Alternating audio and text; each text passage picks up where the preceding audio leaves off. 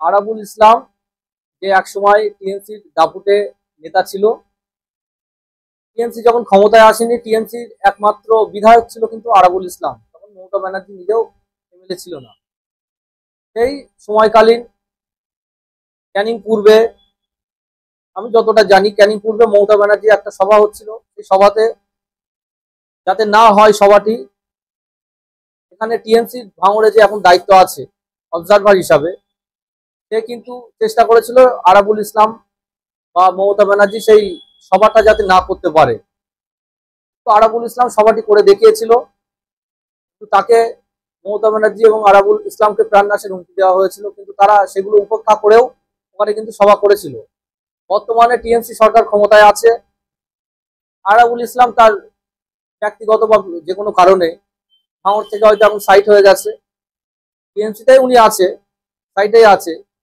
আমার তো মনে হয় বর্তমানে ভাঙড়ে যে অবজারভার আছে বা তার যারা লোকজন, তারাই আরাবুল ইসলামকে প্রাণনাশের হুমকি দিচ্ছে বা দিয়েছে।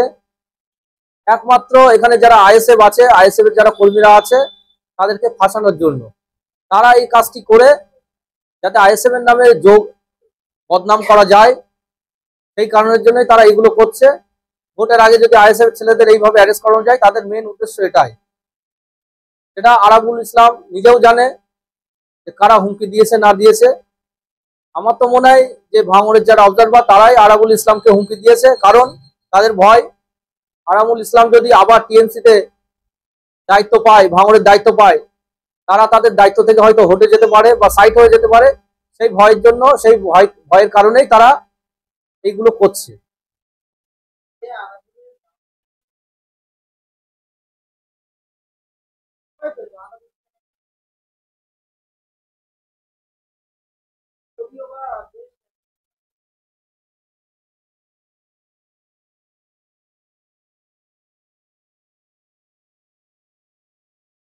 অবশ্যই তৃণমূল কংগ্রেসের যারা দায়িত্ব আছে, বর্তমান যারা দায়িত্ব আছে ভাঙড়ে, তারাই দিচ্ছে।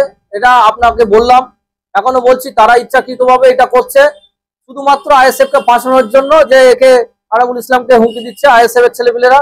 কিন্তু এইভাবে ফাঁসিয়ে কোনো লাভ হবে না। তারা হুমকি দিচ্ছে কারণ তারা জানছে যে আরাবুল ইসলামকে যদি এখান থেকে সরানো যায়, তারা ভালোভাবে ভাঙড়টাকে ক্যাপচার করতে পারে। কিন্তু আরাবুল ইসলাম টিএমসি ছিল, উনি টিএমসি থেকেই, উনি এখনো কিন্তু টিএমসিতে আছে, উনি আইএসএফ এও আসেনি, আইএসএফ কে সাপোর্টও করে না, কিন্তু এখনো টিএমসির সঙ্গে আছে।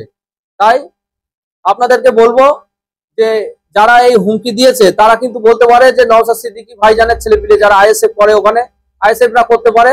আপনারা সজাগ থাকবেন, এই ধরনের কোনো প্ররোচনায় পা দেবেন না, এবং তারা আপনাদেরকে এই প্ররোচনায় পা দেওয়ানোর চেষ্টা করবে বিভিন্ন রকম ভাবে। আপনাদেরকে বলবে যে আপনারা এই কাজটা করেছেন, কিন্তু তারা এই ধরনের কোনো কাজ করেনি। তারা করে শুধু এই আরাবুল ইসলামের এই ব্যাপার না, বিভিন্ন বিষয়ে ভাঙড়ের ছেলেদের সজাগ থাকতে হবে। যে কোনো বিষয় তারা নিজেরাই করবে, যারা দায়িত্ব আছে এখন টিএমসির ওখানে, করে কিন্তু আইএসএফ ছেলেদের উপরে দোষ চাপানোর চেষ্টা করবে। সামনে ভোট, ওখানে টিএমসির যারা দায়িত্ব আছে তারা ভালোভাবে জানে তাদের পায়ের তলা থেকে মাটি সরে গেছে। পরবর্তীতে তারা ভাঙড়ে তারা লড়াই করতে পারবে না, কারণ লোক নেই তো ওদের সঙ্গে। সঠিকভাবে ভোট হলে ওরা বুঝতে পারবে যে কি 2021 বিধানসভায় যেটা হয়েছে, তার পুনরাবৃত্তি 2026-এ আশা করি মানুষ আরো বিপুল ভাবে দেবে, আরো বেশি করে দেবে।